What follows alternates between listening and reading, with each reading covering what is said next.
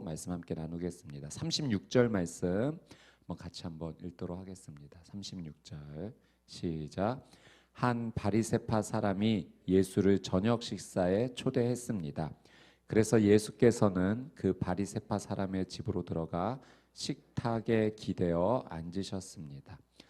자, 바리새파 사람들은 이 율법을 해석하고 그래서 그 율법의 규례를 또 정결을 엄격히 지키는 것을 중요하게 여겼습니다. 그래서 이 당시에 예수님과 참 많이 늘 부딪혔습니다. 예수님이 그 유대인의 조상들의 전통을 지키지 않는다, 바리새파 사람들은 생각해서 예수님을 공격을 많이 했죠.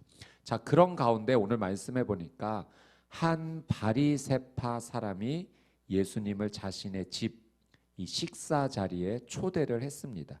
굉장히 이례적인 모습입니다. 그런데 이 바리새파 사람의 이 식사 초대는 좋은 의도는 아니었던 것 같습니다.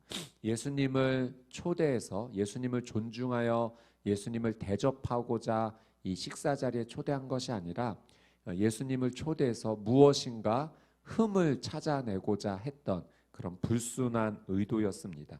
오늘 본문의 44절에서 이 46절 말씀을 보니까 이 바리새파 사람이었던 이 시몬이 예수님을 손님으로 초대하고 그 당시에 있었던 예의를 다 하지 않았던 것을 봅니다.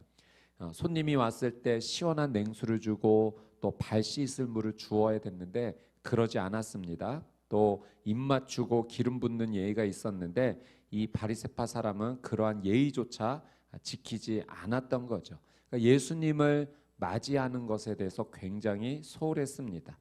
여러분, 만약에 우리가 누군가에게 무시를 받는다면 그 자리에 더 이상 있고 싶지 않을 겁니다.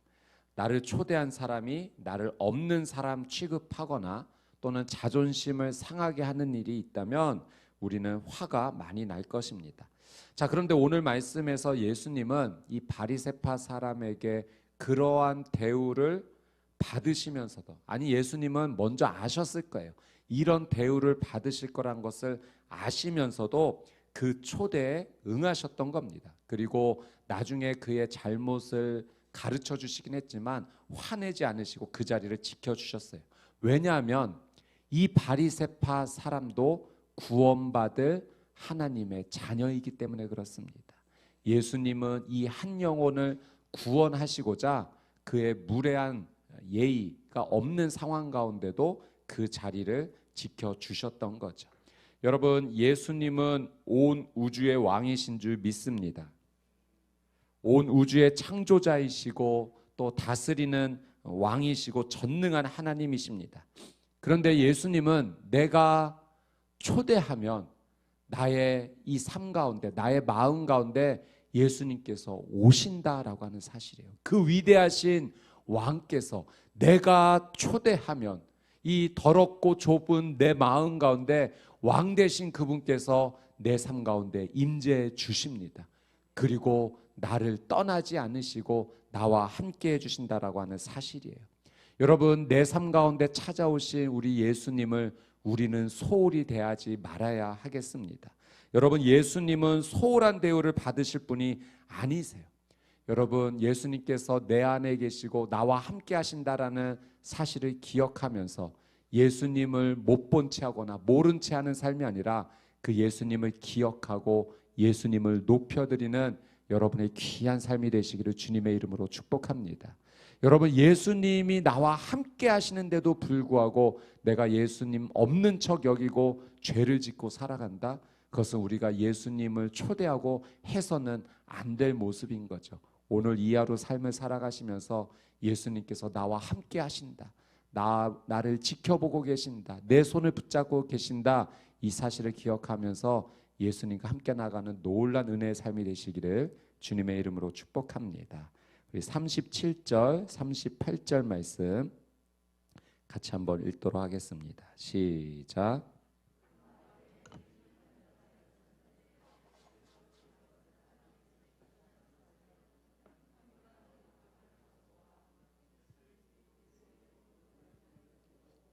눈물로 그분의 발을 적셨습니다. 그리고 자신의 머리카락으로 발을 닦고 그 발에 자신의 입을 맞추며 향유를 부었습니다. 여러분, 이 식사 자리에 놀라운 일이 일어났습니다.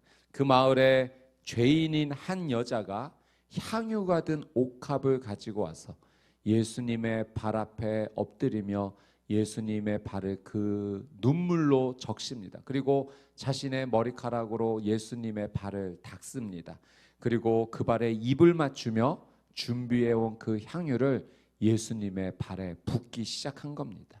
여러분, 이 향유는 값싼 향유가 아니라 정말로 귀한 향유였어요. 그 향유를 예수님의 발에 붓는 것을 이 여인이 하게 됩니다. 여러분, 이 여인은 성경에 보니까 마을에서 죄인이었다라고 표현이 되어 있습니다. 이 당시 유대 사회에서 여인을 향해서 죄인이다라고 부르는 것은 곧 그 여인이 창녀임을 말하는 겁니다. 그러니까 그 마을에서 이 여인은 인격적으로 대접받지 못하고 배척받는 삶을 살았던 여인이죠. 근데 이 여인이 예수님께 와서 눈물로 발을 적시고 그 발을 닦아주고 향유를 붓고 있는 겁니다. 예수님께 받은 사랑이 너무나 컸기 때문에 그래요. 이 여인이 예수님께 어떤 사랑을 받았는지 정확하게 말씀을 통해서 우리가 알 수는 없지만 분명한 것은 이 여인이 예수님께 받았던 그 놀라운 사랑으로 인해서 지금 이 기회를 놓치지 않고 예수님께 그 감사의 마음을 전하고자 향유 옥합을 가지고 와서 예수님 앞에 무릎을 꿇고 붓고 있는 것입니다. 조금이나마 예수님의 사랑에 보답하고자 지금 이 여인으로서는 최선을 다하고 있는 거죠. 여러분, 이 여인의 행동은 용기 있는 행동입니다. 여러분, 이 여인이 초대받지 못했어요. 그러나 죄인으로도 취급받았지만 예수님을 만나고 예수님께 감사를 표현하고 싶어서 그 기회를 놓치지 않고 지금 초대받지도 않았지만 죄인이라고 불리지만 배척받지만 무시받지만 그러나 예수님을 만나기 위해서 지금 이 자리에 찾아온 겁니다. 여러분, 이렇게 용기를 내서 예수님께 찾아온 이 여인에게 예수님께서는 놀란 은혜를 베풀어 주세요. 오늘 48절에서 50절 말씀 한 번 더 같이 한번 읽어보도록 하겠습니다. 48절에서 50절 말씀 시작. 그러고 나서 예수께서 여인에게 말씀하셨습니다. 내 죄들이 용서받았다. 식탁에 함께 앉아있던 사람들이 수군거리기 시작했습니다. 이 사람이 도대체 누군데 죄까지도 용서한다는 것인가? 예수께서 여인에게 말씀하셨습니다. 내 믿음이 너를 구원했다. 평안히 가거라. 여러분, 이 여인이요, 죄가 용서받는 놀라운 은혜를 받았습니다. 또 예수님께 믿음의 사람으로 인정을 받게 됩니다. 구원을 받았고요, 예수님께서 이 여인에게 평안을 주시면서 이제는 그의 삶을 평안히 가라는 이 놀라운 예수님의 선물을 이 여인이 누리게 됩니다. 여러분, 이 말씀을 보면서 여러분, 우리의 신앙생활 가운데 무엇이 필요한가? 용기가 필요하다라는 사실을 우리는 깨닫게 됩니다. 다른 용기가 아니라 예수님 앞에 나가는 용기입니다. 여러분, 우리는 믿음 생활을 하면서 신앙 생활을 하면서 예수님 앞에 나갈 수 있는 기회가 있다면 용기를 내서 예수님 앞에 나가는 삶이 되시기를 주님의 이름으로 축복합니다. 여러분, 우리는 할 수만 있다면 언제든 용기를 내서 예수님 앞에 나아가 그 앞에 머물러야 됩니다.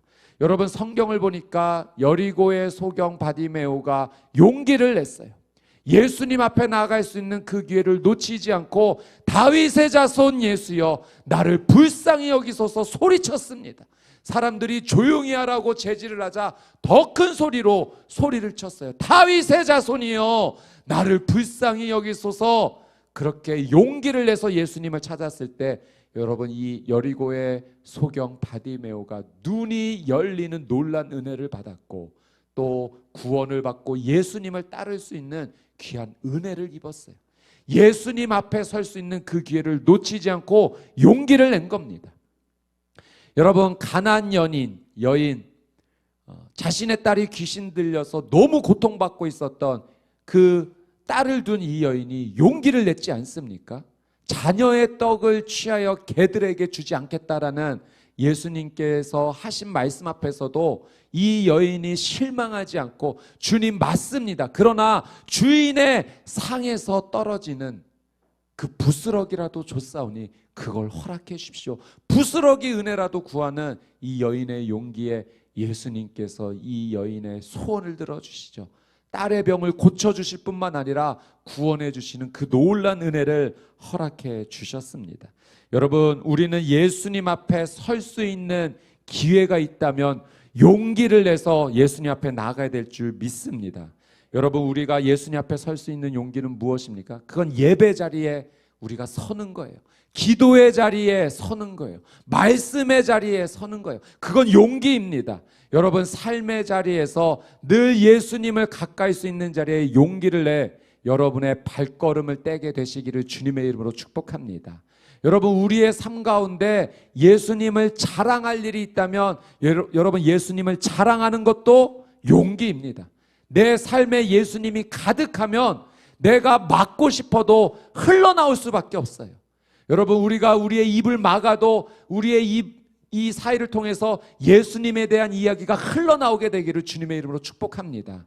여러분, 가득 차서 흘러나오는 거예요. 내 생각 가운데 예수님이 흘러넘치고 내 언어 가운데 예수님이 흘러넘치고, 그래서 내 삶의 행동이 모두 예수님께서 원하시는 삶으로 흘러넘치는 것, 여러분, 이것은 예수 그리스도를 가까이 할 때 주어지는 은혜인 줄 믿습니다. 늘 예수님 앞에 서고자 하는 이 용기, 오늘 그 용기를 죄인이라고 불렸던 이 여인이 우리에게 지금 보여주고 있는 것입니다. 용기를 낼 때, 예수님 앞에 나갈 때 하나님 주시는, 예수님 주시는 은혜가 흘러넘칩니다. 오늘 예수님 주시는 이 은혜를 받고 기적의 날, 놀라운 축복의 날이 되시기를 주님의 이름으로 축복합니다. 자, 39절 말씀 같이 한번 읽어보겠습니다. 39절 시작. 예수를 초대한 바리새파 사람이 이 광경을 보고 속으로 말했습니다. 만약 이 사람이 예언자라면 자기를 만지는 저 여자가 누구며 어떤 여자인지 알았을 텐데 저 여자는 죄인이 아닌가. 여러분, 바리새파 사람이 말하지 않고 속으로 생각한 겁니다. 그리고 예수님을 지금 예언자보다 못한 존재로 지금 취급하고 있어요. 마음속으로. 또 여인을 보면서는 이 여인은 죄인 아닌가, 그 여인을 향해서도 마음으로 계속 정죄하고 있습니다. 여러분, 예수님 알고 계시죠? 이 여인이 어떠한 여인인지를 잘 알고 계십니다. 심지어 지금 바리새파 사람 이 시몬이 무슨 생각을 하고 계시는지도 다 알고 계세요. 왜냐하면 예수님은 전능하신 하나님이시기 때문에 그렇습니다. 근데 여러분, 이 말씀 안에서 이 두 가지 시선이 지금 흐르고 있다라는 사실을 우리는 보게 됩니다. 이 첫 번째 시선은 바리새파 시몬의 시선이죠. 이 바리새파 사람의 시선은 지금 이 여인의 과거를 바라보고 있어요. 이 여인이 죄인이라는 거예요. 너무나 심각한 죄를 하나님 앞에서 지었다는 거예요. 그래서 이 여인의 과거를 계속해서 주목하면서 이 여인은 죄인이다, 이 여인은 죄인이다라고 계속해서 정죄하고 있습니다. 그러나 또 다른 시선이 있어요. 두 번째 시선이 있어요. 예수님의 시선입니다. 예수님은 이 여인의 과거를 분명히 알고 계시죠. 그러나 예수님은 이 여인의 과거를 보고 계신 것이 아니라 지금 이 여인의 현재 모습을 주목하고 계세요. 지금 눈물로 회개하고 있는, 예수님 앞에 엎드리고 있는 여인의 현재 모습을 더 중요하게 예수님은 바라보고 계신 거예요.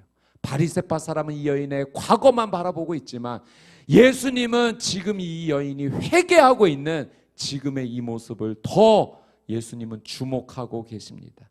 사랑하는 여러분, 예수님은 회개하는 지금 나의 모습을 더 중요하게 보시는 줄 믿습니다.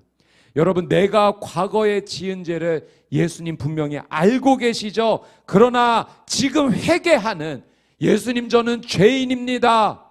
예수님의 보혈의 은혜가 없으면 나는 살아갈 수 없습니다. 예수님의 보혈로 나를 덮어주시고 용서해 주십시오. 그렇게 눈물로 나와 회개하고 있는 내 모습을 예수님은 더 중요하게 보고 계신다는 사실입니다. 그러니 여러분, 예수님도 나의 과거보다 회개하는 지금 내 모습을 더 중요하게 보신다면 여러분, 우리 스스로도 우리의 과거에 우리가 매이지 말아야 될 것입니다.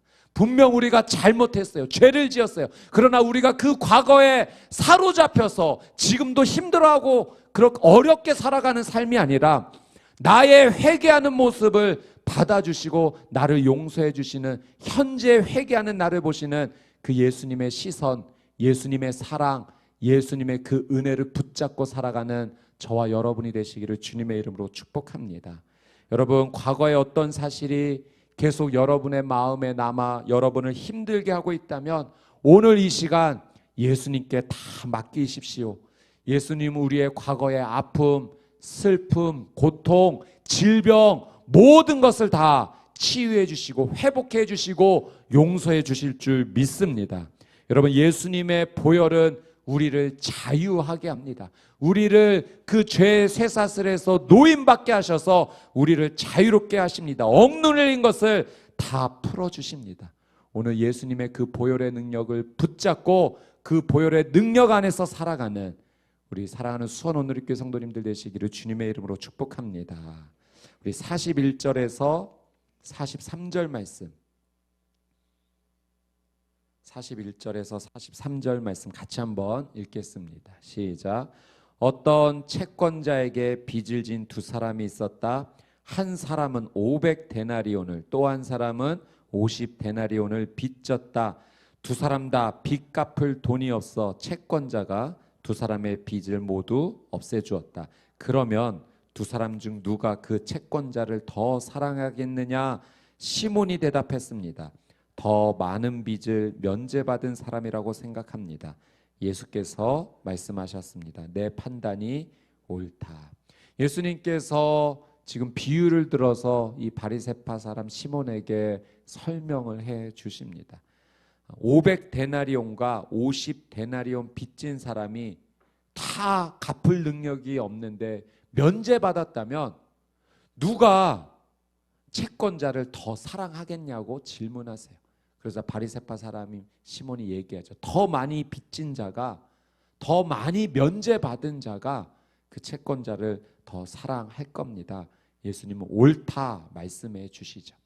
여러분, 이 비유에서 500데나리온 빚진 자는 누구이겠습니까? 죄인이라고 불리는 이 여인일 것입니다. 그럼 50데나리온 빚진 자는 누구일까요? 그 사람은 바리새파 사람 시몬일 수 있습니다. 여러분, 중요한 사실은 500데나리온 빚진 자이건 50데나리온 빚진 자이건 이 여인도 죄인이고 바리새파 사람 시몬도 죄인이라는 사실이에요. 동일한 죄인입니다. 사람에 따라 상대적으로 죄를 덜 질 수 있는 사람이 있을 수는 있지만 죄를 덜 지었다고 해서 죄인이 아니겠습니까? 죄인인 거예요. 스스로의 힘으로 그 죄를 해결할 수 없는 죄인일 뿐입니다. 여러분, 이 말씀을 통해서 우리가 기억해야 될 사실은 우리 모두는 하나님 앞에 죄인이라는 사실을 잊어서는 안 될 것입니다. 여러분, 창녀였던 여인은 유대 사회에서 용서받을 수 없는 죄인으로 취급받았습니다. 그러나 예수님은 이 여인을 용서해 주셨어요. 여러분, 회개하면 예수님은 우리의 모든 죄를 다 용서해 주시는 줄 믿습니다. 여러분, 용서받지 못할 죄인은 없어요.